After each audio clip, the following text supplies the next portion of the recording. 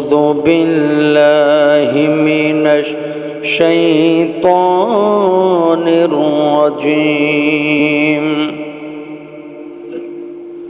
بسم الله الرحمن الرحيم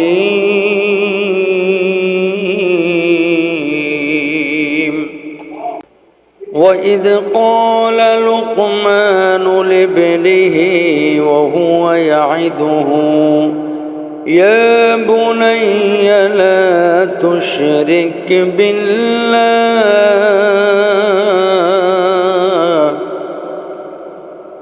إن الشرك لظلم عظيم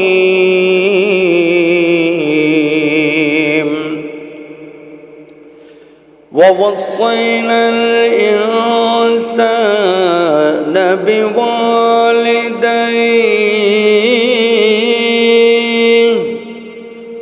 حملته أمه وهنا على وهن وفصاله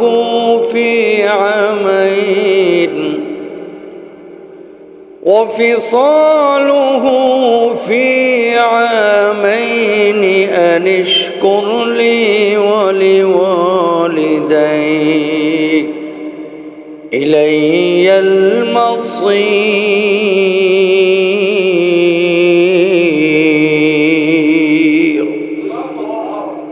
صدق الله العظيم وقال النبي صلى الله عليه وسلم إذا استحلت أمتي خمسا فعليهم الدمار إذا ظهر التلاون وشربوا الخمور ولبسوا الحرير واتخذوا القيان واكتفى الرجال بالرجال والنساء بالنساء وقال تعالى في شأن حبيبه إن الله وملائكته يصلون على النبي يا أيها الذين آمنوا صلوا عليه وسلموا تسليما درود إبراهيم পড়ে اللهم صل على محمد وعلى آل محمد সবাই বলেন اللهم صل على محمد وعلى آل محمد كما صليت على إبراهيم وعلى آل إبراهيم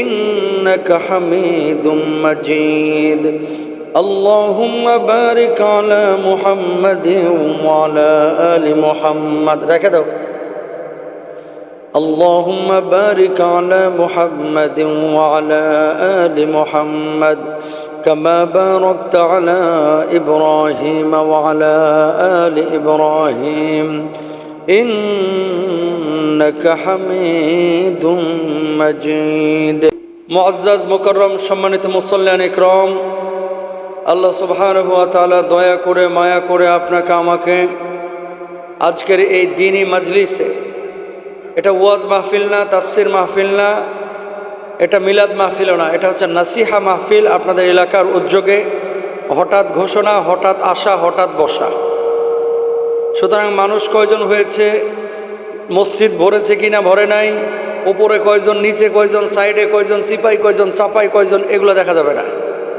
যারা আপনারা এসেছেন কপালওয়ালা মানুষ আল্লাহ আপনাদেরকে কবুল করেছেন এসেছেন বসেছেন আকাশ বাতাস প্রকম্পিত করে হৃদয় মন জবানকে উজাড় করে সমস্বরে সবাই বলেন আলহামদুলিল্লাহ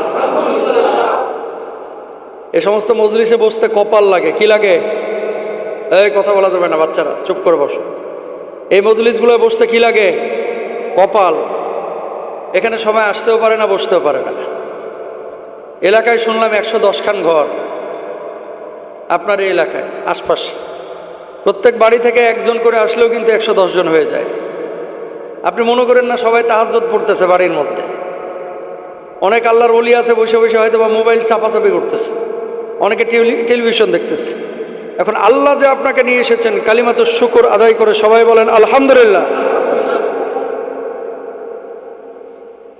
এগুলা তোমরা আসলে বুঝি না যে এগুলো আগে ঠিক করে রাখবা এখন তুমি মাইক ঠিক করবা না এই কাজ করবো পারলে ঠিক করো না হলে নিয়ে চলে যাও আমি খালি গলায় ওয়াজ করব কষ্ট নিয়েন না ভাই একটা প্রোগ্রাম সস্তার 12 অবস্থা একটা কথা আছে, কিন্তু কথা বুঝছেন? মাইন্ড করেন না এই জিনিসগুলা। যখন কেউ বাইরে থেকে আসে এককভাবে কারোর উপরে ছেড়ে দিবেন না, আপনারা একটু উদ্যোগী হবেন। এখানে তো কোনো পয়সার লেনদেন নাই, কোনো কিছু নাই, ফ্রি আসছে, নিজের খরচে গাড়ি দিয়ে আসছে। এখন আপনারা শুনবেন ওয়াজটা, আলোচনাটা, সেই পরিবেশটাও যদি দিতে না পারেন তাহলে আর কি করার আছে? এটা আপনাদের কপালের দোষ না, আমি কপাল পোড়া আর কি। আল্লাহ মাফ করুক, আমিন বলেন। যারা চেষ্টা চালিয়েছেন আল্লাহ আপনাদেরকে জাযায়ে খায়ের দান করুক, সবাই বলেন আমিন। সূরা লুকমান থেকে আল্লাহ সুবহানাহু ওয়া তাআলা 2টি আয়াত তেলাওয়াত করিয়েছেন। এটা একটা মাক্কি সূরা, এবং লুকমান আলাইহিস সালাতু ওয়াস সালাম তিনি ছিলেন একজন সালেহ ব্যক্তি, তিনি নবী ছিলেন না। লুকমান আলাইহিস সালাতু ওয়াস সালাম এমন একজন ব্যক্তি ছিলেন, তার আমল, তার চরিত্র, তার চারিত্রিক মাধুর্যতা আল্লাহ তাআলা এত বেশি পছন্দ করেছেন যে দুনিয়াতে থাকতেই আল্লাহ তার প্রতি তো খুশি হয়েছেনই, তার নামে কোরআনুল কারিমে একটা পূর্ণাঙ্গ সূরা নাজিল করে সারা বিশ্বের মানুষের জন্য আল্লাহ তাআলা শিক্ষণীয় বিষয়গুলোকে কোরআনুল কারিমে কোড করে দিয়েছেন। জোরে বলেন সুবহানাল্লাহ। কেমন মানুষ ছিলেন তিনি? আপনার আমার মতো না, কিন্তু উনি লম্বায় ছিলেন মাত্র 2 হাত। কয় হাত? একটু কি একটু বসেন মেহরবানি করে। লম্বায় ছিলেন কয় হাত? 2 হাত। দেখতে এমন কালো ছিলেন, হাসলে দাঁত ছাড়া কিছুই বোঝা যেত না, এত কালো ছিলেন লুকমান আলাইহিস সালাম। পায়ের গুল্লা বলেন না আপনারা, তালু, এই তালু সবসময় ফাটা থাকতো। আঙ্গুলগুলো ছিল মোটা মোটা, ঠোঁটটা ছিল আফ্রিকানদের মতো মোটা, এবং এই ঠোঁট ফাটা থাকতো সবসময়। মানে বিশ্রী চেহারা বলতে আপনারা যা বুঝান, লুকমান আলাইহিস সালাতু ওয়াস সালাম সুন্দর ছিলেন না, এরকম মানে বিশ্রী চেহারারও ছিলেন না, দেখতে ভালো লাগতো, কিন্তু নিগ্রোদের মতো দেখা যেত। মানুষ তেমন দেখতে তাকে পছন্দ করতেন না। ওনার কবরটা হচ্ছে মিশরে আলেকজান্দ্রিয়ায়। আমি গিয়েছিলাম ওনার কবরে, যখন দাঁড়াইলাম জিয়ারতের জন্য, বিশ্বাস করতে পারছি না যে লুকমান আলাইহিস সালাতু ওয়াস সালাম, যার ব্যাপারে আল্লাহ তাআলা কোরআনুল কারিমে একটা স্বতন্ত্র সূরা নাজিল করেছেন, সেই মানুষটার কবর এই যে এতটুকু। আল্লাহু আকবার বলবেন না? উনি জান্নাতি না জাহান্নামী? জান্নাতি। এবং এই জান্নাতি মানুষের কথা আল্লাহ সুবহানাহু ওয়া তাআলা এই সূরা লুকমানের মধ্যে বলে দিয়েছেন। সুবহানাল্লাহ। এই সূরার মধ্যে আল্লাহ তাআলা মূলত 5টা বিষয়ে হিন্স দিয়েছেন। 5টা বিষয় আল্লাহ তাআলা আলোচনা করেছেন, শিক্ষণীয় বিষয়গুলো আমাদের সামনে তুলে ধরেছেন। এক হচ্ছে তাওহীদের শিক্ষা, ঈমানের শিক্ষা, সন্তানের প্রতি বাপ মার দায়িত্ব কর্তব্যের শিক্ষা, দৈনন্দিন জীবনে আপনি চলার পথে মানুষের সাথে আচার আচরণ আখলাক আপনার কেমন হবে সেই শিক্ষা, অহংকার তাকাব্বুরি করা যাবে না সেই শিক্ষা, সামাজিক কিছু শিক্ষা আল্লাহ সুবহানাহু ওয়া তাআলা কোরআনুল কারীমের এই সূরার মধ্যে তুলে ধরেছেন। জোরে বলেন সুবহানাল্লাহ। দেখেন, বাড়ি আছে, গাড়ি আছে, সম্পদ আছে, আজ আছে কাল নাই, কিন্তু সন্তান হচ্ছে আমাদের মূল সম্পদ, আমাদের মূল অ্যাসেট। প্রিয় ভাই আমার, লুকমান আলাইহিস সালাতু ওয়াস সালামকে আল্লাহ রাব্বুল আলামিন কেমন মানুষ বানিয়েছিলেন, আয়াতে কারীমার মধ্যে আল্লাহ রাব্বুল আলামিন বলছেন, ওয়ালাকাদ আতাইনা লুকমানাল হিকমাতা আনিশকুর লিল্লাহ ওয়া মান ইয়াশকুর ফাইন্নামা ইয়াশকুরু লিনাফসিহি ওয়া মান কাফারা ফাইন্নাল্লাহা গনিয়্যুন হামিদ।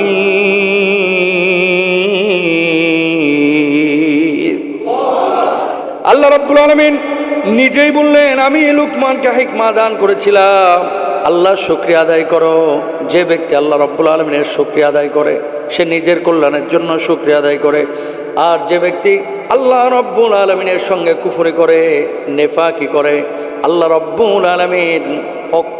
রাব্বুল আলামিন অমুখাপেক্ষী, তিনি সবচাইতে বেশি ধনী, সবার চাইতে বেশি প্রশংসার অধিকারী। জোরে বলেন সুবহানাল্লাহ। এই জন্য প্রিয় ভাইরা আমার, আপনার আমার আশপাশে এমন অনেক মানুষ রয়েছে, যখন নিয়ামত পাই আমরা আল্লাহর কাছে শুকরিয়া আদায় করি, আর যখন আমরা নিয়ামত পাই না তখন আল্লাহর অকৃতজ্ঞ হয় না। নিয়ামত পাইলে আল্লাহ রাব্বুল আলামিনের সাজদা অবনত হয়ে শুকরিয়া যারা আদায় করে, আল্লাহ রাব্বুল আলামিন এই মানুষগুলোর শুকরিয়া আদায় করার কারণে তার নিয়ামতগুলো বাড়ায় দেন, বিস্তার করে দেন। জোরে বলেন সুবহানাল্লাহ। কেমন হিকমার অধিকারী ছিলেন! একবার লুকমান আলাইহিস সালাতু ওয়াস সালামকে তার মুনিব যেখানে তিনি কাজ করতেন। তার অভিভাবক একদিন বললেন যে লোকমান, একটা ছাগল নিয়ে আসো। নিয়ে আসার পরে এটা জবাই করে ছাগলের 2টা উত্তম অংশ আমার সামনে হাজির করো। ছাগলের উত্তম অংশ আপনাকে যদি হাজির করতে বলা হয়, আপনি কি করবেন? ছাগলের ঠ্যাং মানে রানের গোশত আর কলিজাগুলো হয়তো বা নিয়ে এসে হাজির করবেন। লুকমান আলাইহিস সালাতু ওয়াস সালাম এটা করেন নাই। ছাগলের জিহ্বা আর ছাগলের হৃৎপিণ্ড নিয়ে এসে হাজির করেছেন। সুবহানাল্লাহ বলেন না। গোশতও নেন নাই, ফুসফুসও নেন নাই, কলিজাও নেন নাই, চামড়াও নেন নাই, নেহারিও নেন নাই। কি নিয়েছেন? জিহ্বা আর হৃৎপিণ্ড, উৎকৃষ্ট জিনিস। পরের দিন বলছে আর একটা ছাগল জবাই করো, এবার নিকৃষ্ট জিনিস তুমি আমার সামনে হাজির করো। পরের দিন আবার ওই জিহ্বা আর হৃৎপিণ্ড হাজির করেছে। মুনিব জিজ্ঞেস করলেন, লোকমান, উৎকৃষ্ট জিনিস আনতে বললাম, তুমি জিহ্বার হৃৎপিণ্ড হাজির করলা। নিকৃষ্ট জিনিস আনতে বললাম, তুমি আবারও জিহ্বার হৃৎপিণ্ড হাজির করলা। কিছুই তো বুঝতে পারলাম না। লুকমান আলাইহিস সালাতু ওয়াস সালাম বললেন, চতুষ্পদ জন্তু আর মানুষ, এই মানুষ আর চতুষ্পদ জন্তু, এই 2টা প্রাণী যদি এই 2টা জিনিসকে নিয়ন্ত্রণ করে, পৃথিবীর সব বিপদ আপদ আর পাপ থেকে নিজেকে হেফাজত করবে। মানুষ বিপদে পড়ে 2টা জিনিসের কারণে, আর মানুষ জান্নাতে যায়ও এই 2টা জিনিসের কারণে। এই জন্য উৎকৃষ্ট এই 2টা আর নিকৃষ্ট এই 2টা। জোরে বলেন সুবহানাল্লাহ। এই জিহ্বাটাকে যদি নিয়ন্ত্রণ করতে পারেন, তাহলে কিন্তু এই যে গীবত হবে না। জিহ্বা নিয়ন্ত্রণ করতে পারলে মিথ্যা কথা আসবে না। জিহ্বা নিয়ন্ত্রণ করতে পারলে এই জিহ্বা দিয়ে খাবার, হারাম খাবারের স্বাদ আপনি নিতে পারবেন না। সুদ খাইতে পারবেন? ঘুষ খাইতে পারবেন? মিথ্যা কথা বলতে পারবেন না? পারবেন না। কিসের জন্য? এই জিহ্বার কারণে। এই জন্য জিহ্বা যার নিয়ন্ত্রণে আছে ওই মানুষটা জান্নাতি। সুবহানাল্লাহ বলেন না। আর জিহ্বা যার ঠিক নাই ও গাল দিবে, জিহ্বা যার ঠিক নাই গীবত করবে, জিহ্বা যার ঠিক নাই ও সুদ ঘুষ দেখবে না, খালি মাল খাবে। পদ্মা ব্রিজ ছেলে দিল, পদ্মা ব্রিজ খায় হজম করে ফেলবে। কথা বলেন ঠিক না? এরকম ঘুষখোর, সুদখোর, জেনাবাজ আছে না নাই? আছে। এজন্য জিহ্বার নিয়ন্ত্রণ করতে হবে। পাপের চিন্তা প্রথমে মাথায় আসে না, পাপের চিন্তা প্রথমে অন্তরে আসে। কোথায়? অন্তর থেকে সিগন্যালটা দেয় হচ্ছে মস্তিষ্কে। ঠিক না? তো হৃৎপিণ্ডটাকে মানে আপনার অন্তরটাকে যদি তাকওয়ার আলো দ্বারা পরিপূর্ণ করতে পারেন, তাহলে পাপের সিগন্যাল কিন্তু মাথার উপরে আসবে না, যাবে না। পৃথিবীতে আমরা যত আমল করি, কেউ নামাজ পড়ি, রোজা করি, হজ করি, জাকাত দিই, একটা আমল আছে, এই একটা আমল। কয়টা? যদি আপনাকে প্রশ্ন করি যে মোহতারাম বলেন তো, কিয়ামতের ময়দানে সবচেয়ে বেশি জান্নাতে নেবে মানুষকে কোন আমল? কেউ বলবেন নামাজ, কেউ বলবেন রোজা, কেউ বলবেন হজ, কেউ বলবেন জাকাত। বিশুদ্ধ হাদিস অনুযায়ী কিয়ামতের ময়দানে একটা আমল মানুষকে সবচেয়ে বেশি আল্লাহর জান্নাতে নিবে। আগে বলেন সুবহানাল্লাহ। কয়টা? আরো জোরে বলেন কয়টা? এটা নামাজও না, এটা রোজাও না, এটা হজ না, এটা জাকাত না, সেটা হচ্ছে হুসনুল খুলক। সুবহানাল্লাহ বলেন। হুসনুল খুলকটা কি? উত্তম আচরণ, আপনার সুন্দর চরিত্র। দেখা হলে হাসি মুখে মানুষের সাথে কথা বলেন, আরেকজনের মেয়ের দিকে বাঁকা চোখে তাকান না, আরেকজন অশ্লীল জিনিস মোবাইলে দেখছেন না, আপনি মানুষকে কষ্ট দিচ্ছেন না, মানুষের কল্যাণকামী, আপনি মসজিদ মাদ্রাসার সাথে হৃদয়টাকে সম্পৃক্ত করে রেখেছেন। এই যে উত্তম আখলাক বলতে যা কিছু বোঝায়, এই উত্তম চরিত্রের কারণে মানুষকে কিয়ামতের ময়দানে আল্লাহ তাআলা সবচাইতে বেশি আল্লাহর জান্নাতে পাঠাবেন। জোরে বলেন সুবহানাল্লাহ। আজকে বাংলাদেশে যত গ্যাঞ্জাম, এই গ্যাঞ্জাম কিন্তু এই একটা জিনিসের সংকটের কারণে। কলিজার টুকরা ভাইরা আমার, তেল পাম্পের উপরে লেখা আছে পাম্পে তেল নাই, ওইদিকে 10,000 লিটার টাঙ্কির মধ্যে ঢুকায় তালা মেরে রাখছে। কথা বলেন আছে না নাই? বলতেছে তেল পাম্পে তেল নাই। ওরে বাবা রে বাবা, হুন্ডার কাতারে মনে করেন 40 কাতার হয়ে গেছে, 3 কিলোমিটার দূরে লাইন চলে গেছে, তেল নাই, অথচ ওখানে জমা করে রাখতেছে। রমজান আসলে খাদ্যদ্রব্য চিনি জমিয়ে রাখছে, ঈদ আসলে পেঁয়াজ জমিয়ে রাখতেছে, দাম বাড়বে আশা করে। আমি এই তো কয়েকদিন আগে আসলাম, 1 সপ্তাহ হলো লন্ডন থেকে, আমি তো ওখানে ছিলাম। রমজানে অমুসলিম দেশ, ইংল্যান্ড তো অমুসলিম দেশ, ব্রিটেনের বড় বড় অমুসলিমদের যে শপগুলো, টেস্কো, লিডল, সেন্সবেরি, এই যে এগুলো হচ্ছে বড় বড় শপ, অমুসলিম দেশের শপগুলোতে রমজানের জন্য মুসলমানরা যাতে করে সহজে পণ্য কিনতে পারে, এই জন্য 30% 40% তারা ডিসকাউন্ট দেয়। সুবহানাল্লাহ এখানে বলেন না, কম্বলের নিচে ঢুকে যা বাড়িতে যা বলেন, জোরে বলেন না সুবহানাল্লাহ। খ্রিস্টান দেশে তারা দিচ্ছে এই ধরনের কোম্পানিগুলো খ্রিস্টান দেশে অমুসলিম কোম্পানিগুলা তারা মুসলমানদের জন্য লন্ডনে ডিসকাউন্ট দেয়, আর আমার দেশের মুসলমানের বাচ্চারা রমজানকে কেন্দ্র করে পেঁয়াজ, তেল, ডাল, চাল, চিনি, আটা, তেল এগুলো কি করে জমায় রাখে? জোরে বলেন নাউজুবিল্লাহ। আমার নবীজি কি বলছেন? এই যে যারা এই কাজগুলো করে, যারা এই কাজগুলো করে এদেরকে বলা হয় আরবিতে মুহতাকির। কি? মুহতাকির। যারা বাজারে কৃত্রিম সংকট তৈরি করে এভাবে সম্পদ সঞ্চয় করে, আল্লাহর নবী বলছে এরা জান্নাতের গন্ধ পাবে না, এরা জাহান্নামী, জাহান্নামী, জাহান্নামী। জোরে বলেন নাউজুবিল্লাহ। এরা কি আপনার বন্ধু হতে পারে? এরা কি আমার বন্ধু হতে পারে? এরা আমার আপনার বন্ধু হতে পারে না। এরা নবীর দুশমন, এরা আল্লাহর দুশমন। কথা বলেন ঠিক কিনা? এজন্য সামান্য কিছু লাভের জন্য মানুষের কষ্টের কারণ আমরা কেউ হব না। এটা হুসনুল খুলকের অন্তর্ভুক্ত। খেয়াল করেন, এই যে টাকাগুলো আপনারা কামাচ্ছেন, যারা বড় বড় ব্যবসায়ী এভাবে কামায়, এদের ছেলে মেয়েগুলো দেখবেন 1.5 ব্যাটারি মার্কা হয়। বুঝেন নাই? খাইবেন হারাম, পড়বেন হারাম, বউকে দিয়ে টিকটক করাবেন, বউকে দিয়ে কাপল ব্লগ করাবেন, বউকে দিয়ে সারাক্ষণ ফেসবুকে নাচানাচি করাবেন, আর হুজুরের কাছে ছাত্র দিয়ে মাদ্রাসায় কে হুজুর হাফেজ বানায় দেন। এত সোজা না। মা করবে টিকটক, বাপ করবে কাপল ব্লগ, মা নামাজ পড়বে না, মা দিন ফলো করবে না, আর ছেলে আল্লাহওয়ালা হয়ে যাবে। তেঁতুল গাছ থেকে আম আশা করা যায় না।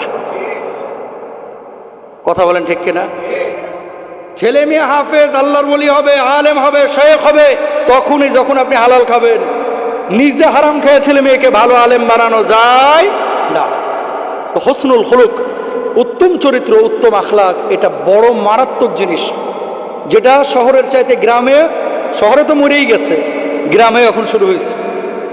এই যে রাস্তাগুলো, অ্যাম্বুলেন্স ঢোকা কঠিন হয়ে যায়, মহিলারা প্রেগনেন্ট, হসপিটাল নিয়ে যাওয়া কঠিন হয়ে যায়। ভাই আপনি তো জমি কবরে নিয়ে যাবেন না, বাড়ির পাশ দিয়ে 1.5 হাত জায়গা ছাড়লে সমস্যাটা কোথায়? ওই রাস্তা দিয়ে তো আপনিও হাঁটতেছেন। আপনি অ্যাক্সিডেন্ট করলে, আপনার বৌমা বিপদে পড়লে ওই রাস্তা দিয়ে তো গাড়ি ঢুকবে, আপনার পরিবারের সদস্যরা উপকার পাবে। সবাই যদি এই জিনিসটা মেনে নেয় তাহলে কিন্তু সহজ হয়ে যায়। মসজিদ আপনি করেছেন, এই মসজিদে ওয়ারাজুলুন কলবুহু মুতাআল্লাকুন ফিল মাসাজিদ, মুআল্লাকুন ফিল মাসাজিদ, হৃদয়টাকে মসজিদের সাথে সম্পৃক্ত রাখলে আরশের নিচে আল্লাহ ছায়া দেবে। এখন মসজিদে আপনি দান করেছেন জমি, মসজিদে লাইট জ্বালাইছেন, মসজিদে ফ্যান দিয়েছেন, মাদ্রাসায় লাইট দিয়েছেন, ফ্যান দিয়েছেন। নবীজি কি বলছেন? মান আযা মসজিদান আযা আল্লাহু লাহু নূরান ফিল কবর। যে ব্যক্তি মসজিদ সংস্কার করবে, মসজিদে বাতি জ্বালাবে, লাইট জ্বালাইবে, আল্লাহ রাব্বুল আলামিন তার কবরে আলো জ্বালায় দেবে, বাতি জ্বালায় দেবে। জোরে বলেন সুবহানাল্লাহ। এই যে লাইট, কয় টাকা দাম? 50 টাকা। কয় টাকা? কেউ যদি বলে হুজুর এই একটা লাইট দেওয়ার আমার সামর্থ্য নাই, জানতে হবে মিথ্যা কথা বলতেছে। 50 টাকা দিয়ে একটা লাইট কি মাদ্রাসায় দেওয়া যায় না, মসজিদে দেওয়া যায় না? সবাই কিন্তু পারে, কিন্তু কেউ দেয়, কেউ দেয় না। এই যে মাদ্রাসাটা আপনারা করেছেন, হাদিসের মধ্যে আছে আল মসজিদু মাদ্রাসাতুল ঈমান। মসজিদটা হচ্ছে ঈমানের মাদ্রাসা। জোরে বলেন সুবহানাল্লাহ। মসজিদ কি ঈমানের? জোরে বলেন, ঈমানের মাদ্রাসা। মানে এই মসজিদ ছাড়া ঈমান শেখা যায় না, মসজিদে ঈমান শেখানো হয়। তো ঈমান যেখানে শেখানো হয় সেই জায়গাটার মর্যাদা আল্লাহর কাছে কেমন? আল মাসাজিদু শাহিদুন। আল্লাহর নবী বলছেন কিয়ামতের ময়দানে কি হবে? নবীজি বলছেন, প্রিয় ভাইরা আমার, দুনিয়ার জিন্দেগি যত সামান আপনারা দেখতে পাচ্ছেন, যত বড় বড় বিল্ডিংগুলো দেখতে পাচ্ছেন, সব কিছু ধ্বংস হয়ে যাবে। কুল্লু মান আলাইহা ফান।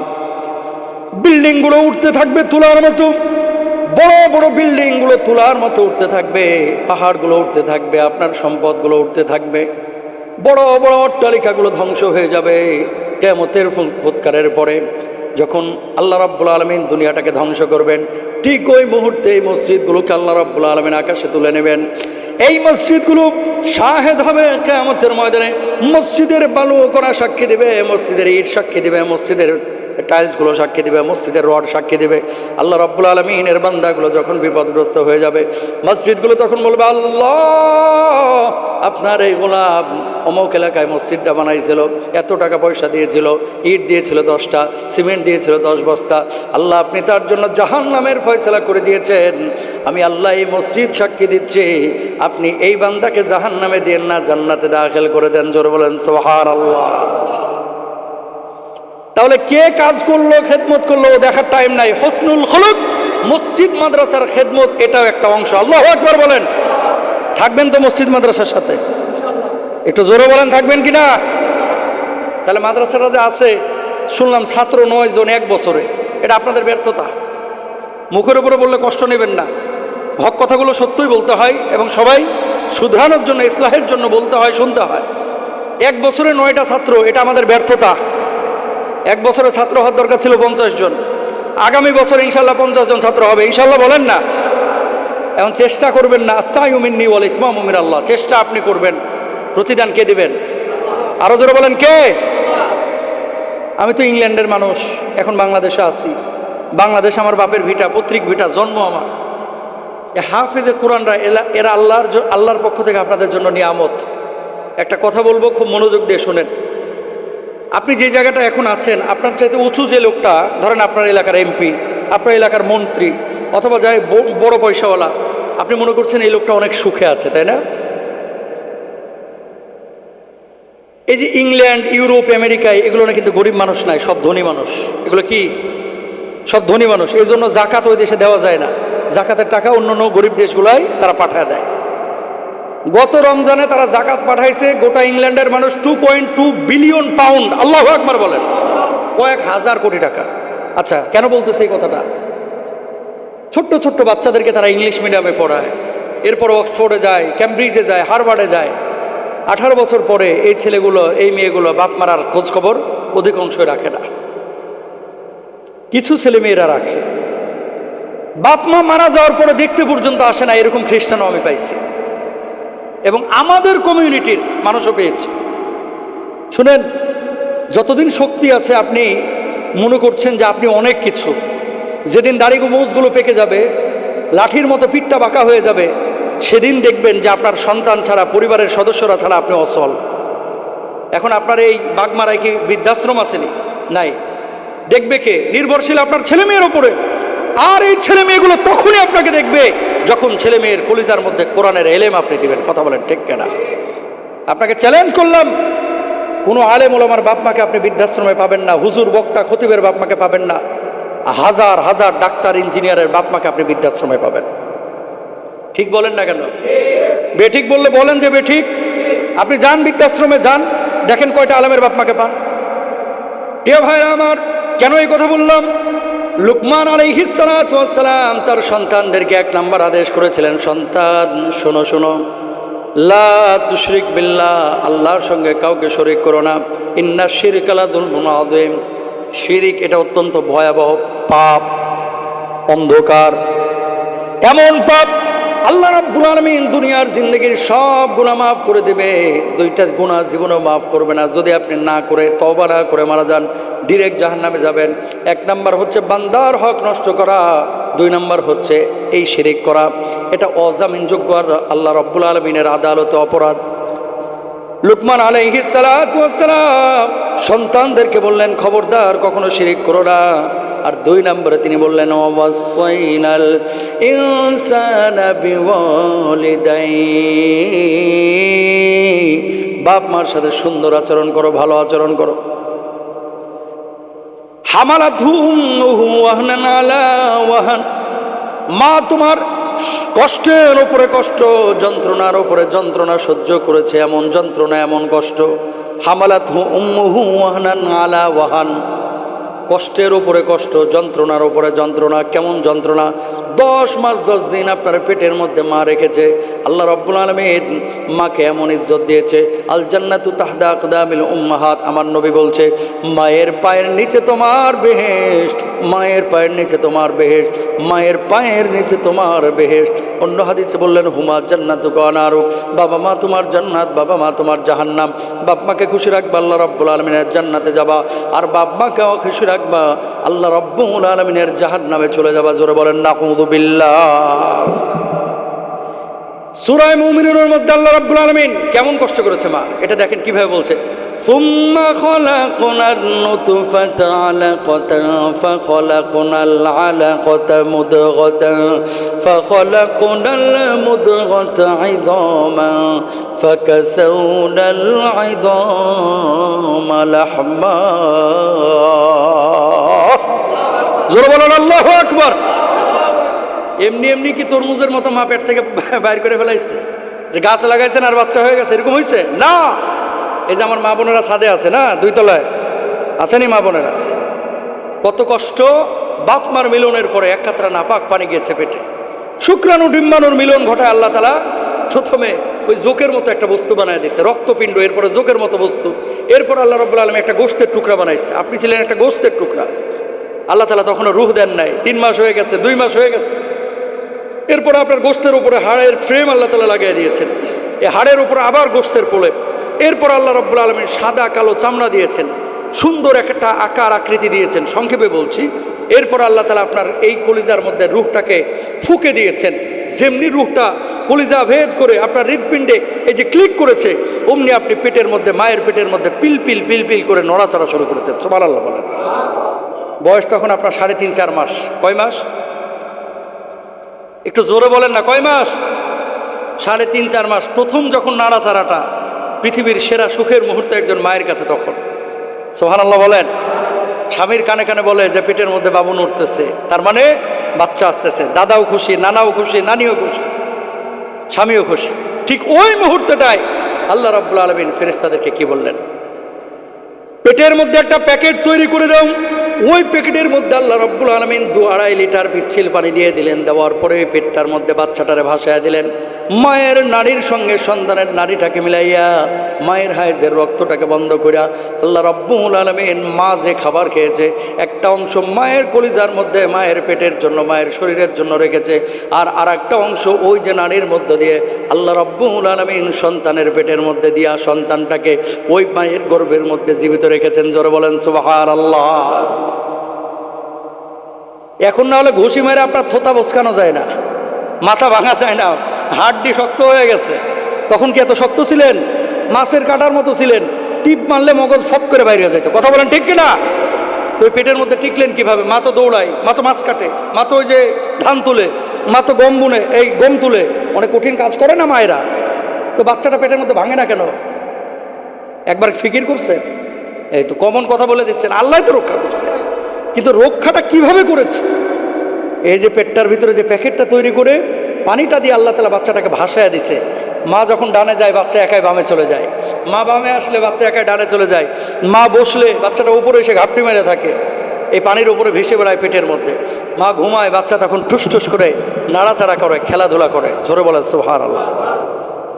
এই বাচ্চাটা ছিল নিঃস্ব, শূন্য। এরপরে বাইর হওয়ার পরে হুজুরদের বিপক্ষে কথা বলে, আলেম ওলামার বিপক্ষে কথা বলে, ইসলামের বিপক্ষে কথা বলে। কেউ নাস্তিক হয়, কেউ মুরতাদ হয়, কেউ কাফের হয়, কেউ বেঈমান হয়, কেউ আবার হুজুরদেরকে জঙ্গি তকমাও দেয়। কথা বলেন ঠিক কিনা? আছে না? না এরকম তো একটা চামার মার্কালো, জীবনে নামাজ পড়ে না, কিন্তু কোনো মানুষ, কোনো যুবক নামাজ পড়া শুরু করলে নাকি জেএমবি টেমবিতে যোগ দিছে কিনা, এরকম জালেম আছে না? দাড়ি রাখার পরে বলে যে দাড়ি রাখছে, কেমন জঙ্গিদের মতো দেখা যায়। সংসদে পাগড়ি পরে ঢুকেছে একজন আল্লাহর বান্দা, মাদারীপুরের আমাদের হানজালা ভাই, তার বাপ দাদা সবাই তো পীর সাহেবের গোষ্ঠী ছিল, আলহামদুলিল্লাহ। পাগড়ি পরে ঢুকতেছে, তাকে বলা হচ্ছে এই যে জঙ্গি এমপি যাচ্ছে। নাউজুবিল্লাহ বলেন না। দাড়িটা রাখছে, এটা বুঝে শুনেই কিন্তু রেখেছে, আপনিও রেখেছেন, আপনিও রেখেছেন, এটা বুঝে শুনেই। কেন? আল্লাহ রাসূলকে খুশি করার জন্য। পাঞ্জাবিটা কিন্তু বুঝে শুনেই পড়েছে এই গরমের মধ্যে, জুব্বাটা কিন্তু বুঝে শুনেই পড়েছি। এই যে আমার মায়েরা বোনেরা বোরকা পরে এসেছে গরমের মধ্যে, এটা কিন্তু বুঝে শুনেই, না বুঝে না। কেন? আমার নবী পড়েছে তাই পড়েছি। শরীয়তের একটা মাসালা আছে, বুঝেন? জেনে শুনে যদি কেউ কোরআনের কোনো বিধানকে কটাক্ষ করে, জেনে শুনে যদি আল্লাহ রাসূলের দাড়িকে, জুব্বাকে, পাঞ্জাবিকে, টুপিকে কটাক্ষ করে, জেনে বুঝে, ও যদি মুমিন হয় ডিরেক্ট মুরতাদ হয়ে যাবে। জোরে বলেন নাউজুবিল্লাহ। কি হয়ে যাবে? মুরতাদ, মুরতাদ। অথচ হাস্যচ্ছলে এগুলো নিয়ে তুচ্ছতা ছিল আমাদের ভাইয়েরা বোনেরা করে, বুঝে হোক না বুঝে হোক। 15 বছর 16 বছরে প্রেম করতেছে, এটা নিয়ে সমালোচনা হয় না। 15 বছর 16 বছরে বিয়ে দিলে এটা নিয়ে সমালোচনা। কথা বলে না? আছে না নাই? 16 বছরে প্রেম টেম করে না মেয়েরা, ছেলেরা? যদি বলা হয় যে আপনার ছেলে মেয়ে তো প্রেম টেম করতেছে, হুজুর এই বয়সে একটু একটু করেই, মানে যারা এই কথা বলে এই বয়সে একটু একটু করে, ও মনে হয় সেঞ্চুরি করে আইছে ওই বয়সে। নাউজুবিল্লাহ বলেন। শরীয়ত যখন কোনো বিষয়ে বৈধতা দেয়, রাষ্ট্রীয় আইনের প্রতি আমরা শ্রদ্ধাশীল। আবারও বলি, রাষ্ট্রীয় আইনের প্রতি আমরা শ্রদ্ধাশীল, কিন্তু শরীয়তের কোনো বিষয় যখন সামনে আসবে, রাষ্ট্রীয় আইনের আগে আমার কোরআনটা দেখতে হবে যে আমার কোরআন কি বলে, আমার হাদিস কি বলে। কথা বলেন ঠিক কিনা? কারণ আমি কবরে যাওয়ার পরে জিজ্ঞেস করবে না তোমার সংবিধানে কি ছিল, তোমার পাসপোর্ট কোন দেশে, তোমার ভিসা কোন দেশের, জিজ্ঞেস করবে মার রব্বুকা ওমা দীনুকা ওমা নবিয়ুকা। কথা বলেন ঠিক কিনা? সুতরাং জীবনে যতদিন জীবিত আছি কোরআন নিয়ে থাকবো ইনশাআল্লাহ। বলেন যতদিন জীবিত আছি আল্লাহর নবীর সুন্নাহ নিয়ে থাকবো ইনশা। কে কি বলতেছে এগুলো আমরা দেখবো না। আল্লাহ তৌফিক দান করুক, আমিন বলেন। কেন বললাম এই কথা? যে মা অনেক কষ্ট করেছে, বাবা অনেক কষ্ট করেছে। সেই বাবা সেই মা যে পরিমাণ কষ্ট করেছে, ছেলেমেয়েরা বড় হয়ে যাওয়ার পরে ওই বাপ মাকে আর কিন্তু পাত্তা দিতে চায় না। এই যে রাজশাহী বিশ্ববিদ্যালয় এলাকা থেকে অনেকে যায়, মার মুরগির ডিম বিক্রি করা টাকা, মার লাউ বিক্রি করা টাকা, মার নুনদা বিক্রি করা টাকা, মার ওই কি বলে চাল ডাল বিক্রি করা টাকা মুষ্টিবদ্ধ করে সন্তানের হাতে তুলে দেয়। বাজার বিশ্ববিদ্যালয়ে যায় কিছু কিনে খায় হোস্টেলে। সেই মাটা আজকে বুড়া হয়েছে, সেই ছেলে আজকে ঢাকায় বাড়ি করেছে, রাজশাহীতে বাড়ি করেছে, নাটোর শহরে বাড়ি করেছে। এই বুড়া বাপ মাকে এখন পরিচয় দিতে লজ্জা লাগে, তার বড় বড় অনুষ্ঠানে নিতে চায় না। এরকম কুলাঙ্গার সন্তান যারা আছে এরা সত্যিকার অর্থেই কপাল পুরা সন্তান। কথা বলেন ঠিক কিনা? কারণ নামাজ পড়া যেমন ফরজ, রোজা হজ যাকাত যেমন আল্লাহ রাব্বুল আলামিন ফরজ করেছে, বাপ মার খেদমত করাকে আল্লাহ রাব্বুল আলামিন তেমনই ফরজ করেছে। সুবহানাল্লাহ বলেন না? এই যে নামাজ পড়া যেমন ফরজ, বাপ মার খেদমত করা তেমনই কি? জোরে বলেন কি ফরজ? ভুল বোঝা যাবে না, এই ফরজ কিন্তু আদায় করতে হবে। আর 5 মিনিট সময় নেব, এরপরে শেষ করে দেবো ইনশাআল্লাহ। তাহলে বাপ মার খেদমত করবেন তো? আরো জোরে আল্লাহ কবুল করুক, বলুন আমিন। আমিন ইয়া রাব্বাল আলামিন। মুরব্বী বাপ আপনার জন্য খাটতে খাটতে তুলতুলে হাতগুলো শক্ত হয়ে গেছে। আহারে, এমনও লোক পাইলাম, লন্ডনের বাড়ি তো পৃথিবীর সবচেয়ে দামি বাড়ি, জানেন তো এটা?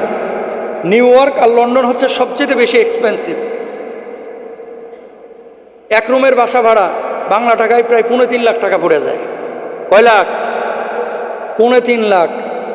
ওই জায়গাটায় কেউ যদি তাজমহলের মতো বিশাল বাড়ির মালিক হয়, তাহলে সেই লোকটাকে কোটিপতি বললে ভুল হবে। ও হচ্ছে বিলিয়নিয়র, ঠিক আছে? ট্রিলিয়নিয়র। 3 ছেলে, 2টাই অক্সফোর্ডে পড়া, 2টাই অক্সফোর্ডে পড়া। আর একটা কোথায় যেন পড়ছে, হার্ভার্ডে না ক্যামব্রিজে না কোন দেশে যেন। 3টাই মানুষ হয়েছে।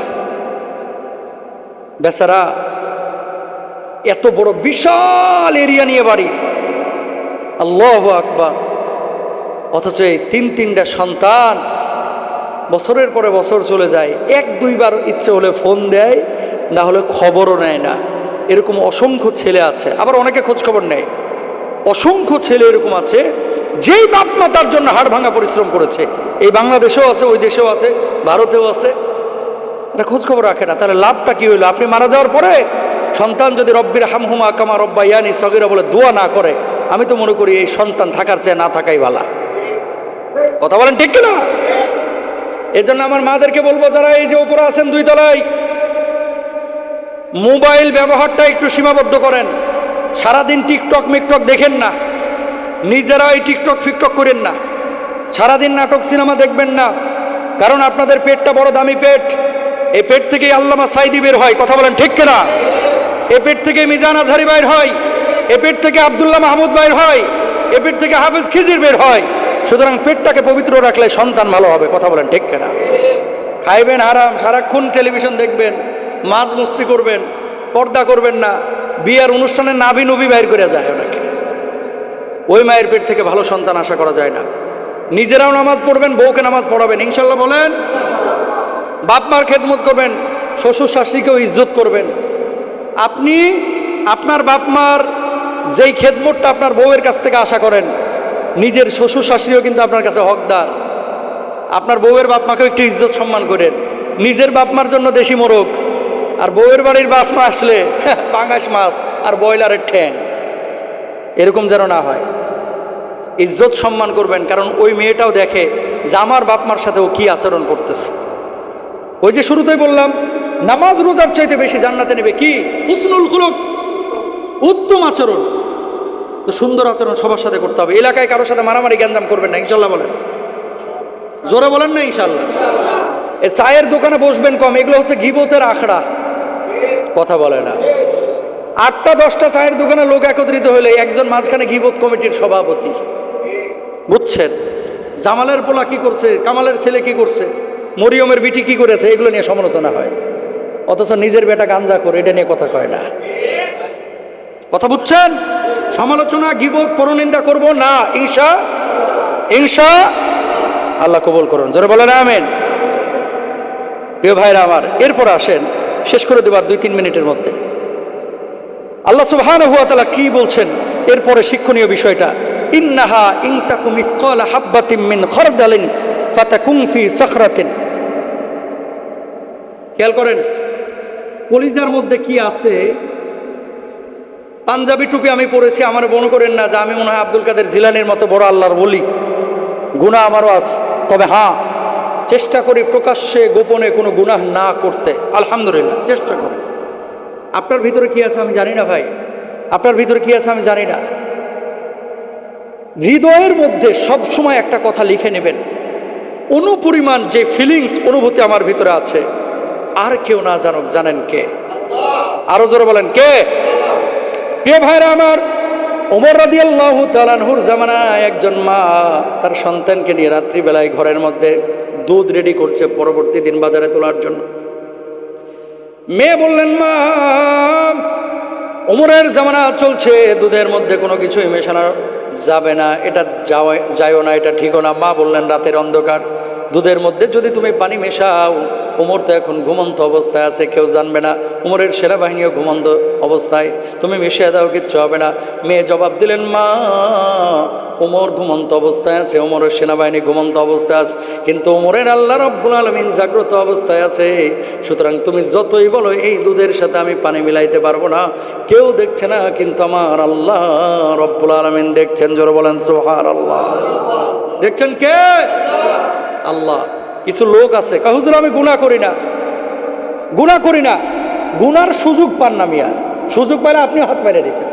কথা বলেন না কেন?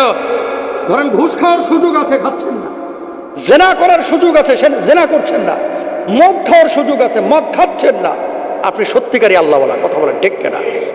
লন্ডনে এমন কিছু মানুষ পাইছি গো আব্দুল্লাহ ভাই, ইস্ট লন্ডন মসজিদেও দেখেছি এবারও রমজানে, শুধু টাওয়ার হামলেটস এরিয়াতে 263টা মসজিদ একটা কাউন্সিলের ভিতরে, তো গোটা লন্ডন হিসাব করলে 1000 খানিক মসজিদ হয়ে যাবে। আলহামদুলিল্লাহ, গোটা রমজান মাসে সারা রাত কিয়ামুল লাইল করছে হাজার মানুষ, 100-200 না, কত হাজার মানুষ লন্ডনের মতো জায়গায় রমজান মাসে, এই যে রমজানে সারা রাত কিয়ামুল লাইল করেছে। ইমাম আনা মিশর থেকে, সিরিয়া, মিশর থেকে, সৌদি আরব থেকে, দুবাই থেকে, বিভিন্ন দেশ থেকে ইমাম তারা নিয়ে আসে, ধীরে ধীরে তারা তেলাওয়াত করে সারা রাত। এবার বলেন তো, যে দেশে জেনা উন্মুক্ত, যে দেশে মদ উন্মুক্ত, যে দেশে ঘুমায় মানে নামাজ না পড়লেও কেউ কিছু বলবে না, ওই দেশটার মধ্যে পাপের দেশে থেকে সারা রাত যে মানুষটা প্রতিদিন নামাজ আদায় করে, কিয়ামুল লাইল করে, যে ফরজ নামাজ ছাড়ে না, আল্লাহর নামে হলফ করে বলতেছি এরা আসলেই আল্লাহর ওলি।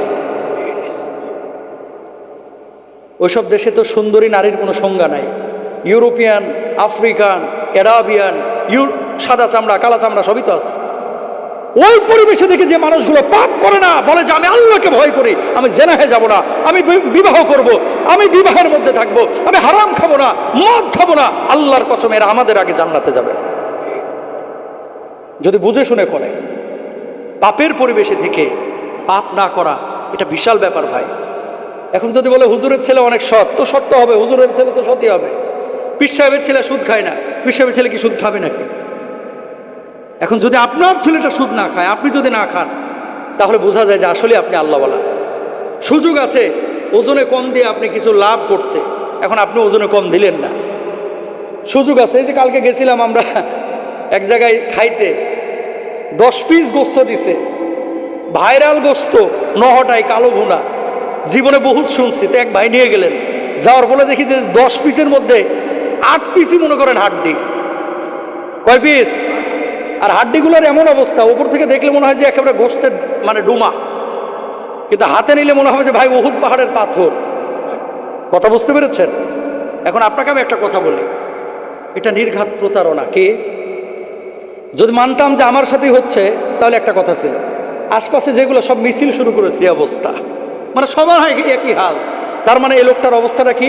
যেহেতু কাস্টমার বাড়ছে কোনো কারণে, ও কিন্তু ওই বাইসা বাইসা যত ঠ্যাং আছে সব ঠ্যাং নিয়ে এসে ভুমানে গোস্ত বলে চালাই দিচ্ছে আর কি। এটা কি জায়েজ নাকি না জায়েজ? এটা কি প্রতারণা না ভাই? আপনি গোস্ত কিনতে গেছেন, আপনি হাড্ডি কিনতে যান নাই, 800 টাকা দিয়ে গোস্ত কিনলেন, এখন চর্বি ঢুকায় দিল 2.5 পোয়া, 1 পোয়া চর্বি, সরি 1 পোয়া চর্বি আর হাড্ডি ঢুকায় দিল মনে করেন 5 খান চিপা চাপা দিয়ে, আপনি টেরও পান নাই। বুঝে শুনে এইভাবে ঠকবাজি করা জায়েজ? আম নিতে এসেছে ঢাকা থেকে আপনার এলাকায়, আপনি জানেন যে আমগুলো নষ্ট, ঢাকা নিয়ে খাইতে পারবেন না, জানার পরে আপনি এই কাজ করতে পারেন না ভাই, এগুলো প্রতারণা। আর মান গসানা ফালাইসামিন না, যে এরকম প্রতারণা করে সে আমার দলভুক্ত না, আমার নবী বলেছেন, সুবহানাল্লাহ বলেন। এই জন্য ঠকবাজি করা, গোপনে গুনাহ করা, মনে করতেছি কেউ দেখে না, দেখছেন কে? আরো জোরে বলেন কে? অনেক দীর্ঘ আলোচনা, এত বেশি সময় নেওয়া যাবে না, সংক্ষেপে বলে দিচ্ছে। দেখেন, ইয়া বুনাইয়া আকিমিস সালাহ, এরপরে লুকমান আলাইহিস সালাতু ওয়াস সালাম বলতেছে নিজের সন্তানকে, বুকে হাত দিয়ে বলেন আপনি আপনার সন্তানকে কয়দিন বলছেন? 1 নাম্বার আকিমিস সালাহ, নামাজ পড়ো, নামাজ কায়েম করো। বাবারা এখানে যারা আছেন, সন্তান যদি নামাজ না পড়ে ভাত বন্ধ করে দেন। কি বন্ধ করবেন? যে বেটা নামাজ না পড়লে তোর ভাত নাই। স্কুলে না গেলে কি করেন? শাসন করেন না? আমি বলছি না ঘুষাঘুষি করতে, মারধর করতে, কৌশল অবলম্বন করেন বাবা হিসাবে। মনে রাখবেন, ইন্টারের সায়েন্সের জন্য 8টা কোচিং দেয়। ছেলে খারাপ করতেছে অঙ্কে, দরকার 5টা টিচার দেয়। কেন? ইয়ার নষ্ট হয়ে যেতে পারে, 1 বছর লস হয়ে যেতে পারে, যাতে করে পাস করেই সূরা 5টা শিখে না। এটা নিয়ে বাপের কোনো মাথা ব্যথা নাই। ব্যর্থ বাবা, ব্যর্থ মা আপনি যদি এরকম হয়ে থাকেন, কথা বলেন ঠিক কিনা? অ্যাটলিস্ট আপনি 15টা সূরা তো মুখস্থ করাবেন আপনার ছেলেকে মেয়ে, সেটা ইমামের মাধ্যমে হোক, মসজিদের মাধ্যমে হোক, নাহলে ও নামাজ পড়বে কিভাবে ভাই? সব ছেলে মেয়েকে মাদ্রাসায় পড়ানো ফরজ না, কিন্তু মানুষ বানানো ফরজ। দিনের মৌলিক জ্ঞান তাকে শেখানো ফরজ। কি এটা? ফরজে আইন। জোরে বলেন, ফরজে আইন, শুধু ফরজ না। এই জন্য বাচ্চা কাচ্চাকে দিনের মৌলিক জ্ঞানগুলো শেখাবেন ইনশাআল্লাহ। নামাজ না পড়লে ভাত নাই, সোজা কথা। নামাজ পড়ো, এরপরে ভাত খাও। ভালোভাবে বুঝান, মারধর করেন না। অনেক সময় কড়া শাসন করলে আবার বিগড়ে যায়, একটু কৌশল অবলম্বন করলেই সম্ভব। আদর্শ আগে করেন ইনশাআল্লাহ। 7 বছর থেকে আদেশ করবেন, 8 বছরে মৃদু শাসন, 10 বছরে ইমাম আজম আবু হানিফা রাহিমাহুল্লাহ তিনি বলছে দরকার হলে আটকায় রাখেন নামাজ না পড়লে, এরকম কঠোর শাস্তির কথা। কারণ কি? কাঁচাই না নোয়াইলে বাস, পাকলে করে ঠাস ঠাস। এখন যদি না শেখান পরে আর শিখবে না। নামাজের আদেশ করেন, সৎ কাজের আদেশ করেন, ওয়া'মুর বিল মা'রুফ ওয়ানহা আনিল মুনকার, খারাপ কাজ থেকে বিরত রাখার চেষ্টা করবেন ইনশাআল্লাহ। ওয়াসবির আলা মা আসাবাক, বিপদ আপদ, বিভিন্ন সংকট সংশয়, এটা মানুষের জীবনে কিন্তু আসে না? বিপদে মনে রাখবেন, এই কথা বলেন না, শেষ করে দেব, তাকান। সুখে শুকর, দুঃখে সবর। বলেন সুখে শুকর, বলেন মানে কৃতজ্ঞতা। সুখে শুকর, হ্যাঁ, আর দুঃখে সবর, ধৈর্য। সুখে শুকর, দুঃখে সবর, মুমিনের আচরণ হবে এটা। এখনকার মানুষের একটা চরিত্র হচ্ছে, ভালো থাকলেও ধরেন এখানে বাড়ি আছে 2 তলা, টাকা পয়সা সবই আছে, যদি জিজ্ঞেস করেন কি গো কামাল ভাই কেমন আছেন? আছি ভাই, একরকম টাইনা টিনা চলতেছে, সবসময় মুখটার উপরে ঠাডা পড়ে থাকে, কথা বলেন ঠিক কিনা? আর কিছু লোক শত দুঃখ দুর্দশায় থাকলেও ভাই কেমন আছেন? আলহামদুলিল্লাহ আলা কুল্লি হাল, আল্লাহ যে হালতে রাখছে আমি ঠিক আছে। আর আছে না নাই? এই যারা এরকম সর্বাবস্থা আলহামদুলিল্লাহ বলে, এরা পৃথিবীর সুখী মানুষ, সুবহানাল্লাহ বলেন।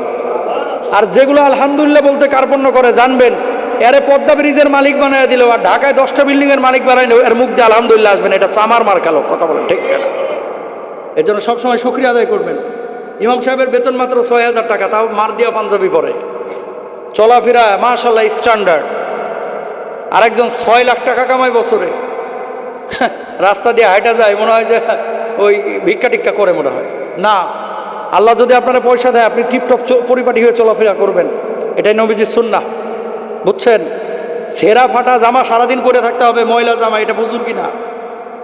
বরং আল্লাহ নিয়ামত দিয়েছে, এটা দেখানো বলতে মানুষকে দেখানো না, আল্লাহকে দেখানো, যে আল্লাহ তুমি দিয়েছো, আমি কার্পণ্য করছি না। ওয়ালা তাজআল ইয়াদাকা মাগলুলাতান ইলা উনুকিক ওয়ালা তাবসুতহা, এমন দানও করা যাবে না যে আপনি ফকির হয়ে যাচ্ছেন, আবার এমন কার্পণ্য করা যাবে না যে হাতগুলোকে ঘাড়ের সাথে বাঁধিয়ে রেখে দিচ্ছেন। সারা বছর মসজিদে 500 টাকা দান করবেন না, এটা হয় না। আবার এমন দান করে দিচ্ছেন যে বাড়ি গাড়ি সব শেষ, এটাও করা যাবে না। থাকতে হবে কোথায়? মধ্যম পন্থায়। ইনশাআল্লাহ। আল্লাহ তৌফিক দান করুক, আমিন বলেন। হুজুর আল্লাহ কি আর কারো দেখে না? সব বিপদ খালি আমারই দেয়, নাউজুবিল্লাহ বলেন। এরকম অনেক কথা মানুষজন বলে, এরকম কোনো কথা বলবেন না। আল্লাহর সিদ্ধান্তই আল্লাহ মানে ফাইনাল। আপনি চাইলেই সিদ্ধান্ত পরিবর্তন করতে পারবেন না ভাই। সুতরাং সব সময় এটা খেয়াল করবেন ইনশাআল্লাহ। আল্লাহ তৌফিক দান করুক, আমিন বলেন। আরো জোরে বলেন আমিন। মানুষকে তুচ্ছ তাচ্ছিল্য করবেন না, ছোট করে কথা বলবেন না। সব সময় মানুষকে বড় মানে আপনি সবসময় আপনার চাইতে বেটার মনে করবেন আরেকজনকে, তাহলে মানুষের দোষ চোখে পড়বে না। বোঝেন না এই কথা? আপনি মনে করবেন আমার চাইতে আপনি ভালো, মানে আপনার সামনে যে মানুষটা আছে আমার চাইতে আপনারা সবাই বেশি ভালো, আমিই খারাপ, এরকম নিজেকে ছোট করবেন। তাহলে কি হবে? আরেকজনের দোষ চোখে পড়বে না। বউ শাশুড়ির যুদ্ধ কেন বাঁধে? এই যে আমাদের শাশুড়িদের সাথে বউদের ঝামেলাটা বাংলাদেশে বেশি কেন? কারণ একটাই, ফর্মুলা বলে দিচ্ছি। প্রত্যেকটা শাশুড়ি যদি মনে করতো নিজের বেটার বউকে নিজের মেয়ের মতো, তাহলে বৌমার কোনো দোষ চোখে ধরা পড়তো না। কথা বলেন না কেন? প্রত্যেকটা বেটার বউকে শাশুড়িরা যদি মনে করতো যে এটা আমার নিজের মেয়ের মতো, তাহলে নিজের মেয়ের দোষ যেমন চোখে পড়ে না, ওই বেটার বউয়ের দোষও চোখে ধরা পড়তো না। প্রত্যেকটা বৌমা যদি মনে করতো শাশুড়িটা আমার মায়ের মতো, তাহলে শাশুড়ির একটু ধমক, রাগ, গুচ্ছা এগুলো কিন্তু সে আমলেই নিত না। কথা বলেন ঠিক কেনা? এই জন্য আমার শাশুড়িদেরকে বলবো, বৌমাকে নিজের মেয়ের মতো মনে করেন, শাশুড়িকে নিজের মায়ের মতো মনে করেন। বলাটা যত সহজ, মানাটা তত কঠিন। গ্রাম অঞ্চলের আমাদের এই সমাজের মানুষের ইগো খুব বেশি। আপনি কি এত ইগো দেখান কেন? এত হ্যাডম দেখান কেন? ইগো বলতে কিছু নাই, অহংকার তাকাব্বুরি বলতে কিছু নাই। এয়ারপোর্টে নামার পরে এরকম করে হাত কাঁপতেছে, দেখি একজনের মুসাফা করতেছে যে হুজুর আপনারা সরাসরি দেখতেছি, আমি বিশ্বাস হচ্ছে না। হুজুর লন্ডন ছেড়ে বাংলাদেশে এসে পড়ে রয়েছেন এই গ্রামের মধ্যে। এখন আপনি এই মসজিদের ছবি তুলে যদি বলেন হায় হায় হায় লোকটা কি পাগলের পাগল, লন্ডনের বিলাসী জীবন ধুইয়া এই গরমের মধ্যে আসছে গ্রামে অঞ্চলে, আমি তো জানি এটার মজাটা কি। কারণ কিয়ামতের ময়দানে আমি নিজেও বলতে পারবো আল্লাহ নিজের সময় খরচ করে এই গ্রামের মানুষগুলোর জন্য আমি দুইটা কথা ভুলে গেছি। আলহামদুলিল্লাহ বলেন না? আমি আমার জায়গা থেকে বলতে পারবো তো, আমার নাজাতের জন্য আমার উপায় দরকার আছে না? এই জন্য আমি আপনাদের কাঙ্গাল ভাই, আপনাদের আমি ভালোবাসার কাঙ্গাল। আমি শুধু আপনার এলাকা না, আমি রাজশাহীতে যখনই বাড়িতে আসি আমি বলি যে ভাই আমাকে ডাকেন। কারণ মাহফিলের শিডিউল তো 1 বছর আগে ওগুলো অন্যভাবে নিতে হয়, ফরম টরম। আমি তো এখন রাজশাহীতে আছি, আপনার এলাকায় এরকম আয়োজন করেন, আমি যাইতে রেডি আছি, আমি নিজের থেকে যাবো ইনশাআল্লাহ। এই যে আপনারা যারা এসেছেন আমাকে সহযোগিতা করেছেন, কি দিয়ে? টাকা দিয়ে না। এই যে বসেছেন আমার কলিজা ঠান্ডা হয়ে গেছে, আলহামদুলিল্লাহ বলেন। দোয়া করবেন আল্লাহ যেন আমার আব্দুল্লাহ ভাইকে জাযায়ে খায়ের দান করেন, আমিন বলেন। আমার খিজির ভাইকে জাযায়ে খায়ের দান করেন, বলেন আমিন। আমার এই যে আব্দুল করিম সাহেবকে আল্লাহ জাযায়ে খায়ের দান করুন, আমার ভাইকে আল্লাহ জাযায়ে খায়ের দান করুক, আমিন বলেন। ভাইয়ের নাম কি? খিজির ভাই, এমদাদ ভাই, এমদাদ ভাই। আর আপনারা যারা এসেছেন আল্লাহ যেন সবাইকে কিয়ামতের ময়দানে একসাথে জান্নাতে যাওয়ার তৌফিক দান। সুবহানাল্লাহ বলেন। লাখ লাখ মানুষ হতে হবে জরুরি না, একটা মানুষ যদি কাল থেকে নামাজটা ধরেন ইনশাআল্লাহ, বাপ মার খেদমত যদি করেন, আমাদের আজকের প্রোগ্রাম সফল ইনশাআল্লাহ। তাহলে এবার ওয়াদা করেন কাল থেকে হারাম খাবো না, ইনশাআল্লাহ বলেন। 5 ওয়াক্ত নামাজ পড়বেন তো? সুদ ঘুষ ছাড়বেন তো? বউকে পর্দা করাবেন তো? আল্লাহর জমিনে আল্লাহর দিন কায়েমের কর্মী হবেন তো ইনশাআল্লাহ? ইনশাআল্লাহ বলেন। কে কে রাজি আছেন? হাত তুলেন। লিল্লাহি তাকবীর, তাকবীর। আল্লাহ কবুল করুন, বলেন আমিন। ছেলে মেয়েদেরকে নেককার মুত্তাকি বানানোর চেষ্টা করবেন ইনশাআল্লাহ। আল্লাহ কবুল করুন। হাদা মা ইনদি ওয়াল ইলমু ইনদাল্লাহ আলাইহি তাওয়াক্কালতু ওয়া ইলাইহি উনীব ওয়া আখিরু দাওয়ানা আলহামদুলিল্লাহি রাব্বিল আলামিন। আসসালামু আলাইকুম ওয়া রাহমাতুল্লাহি ওয়া বারাকাতুহু।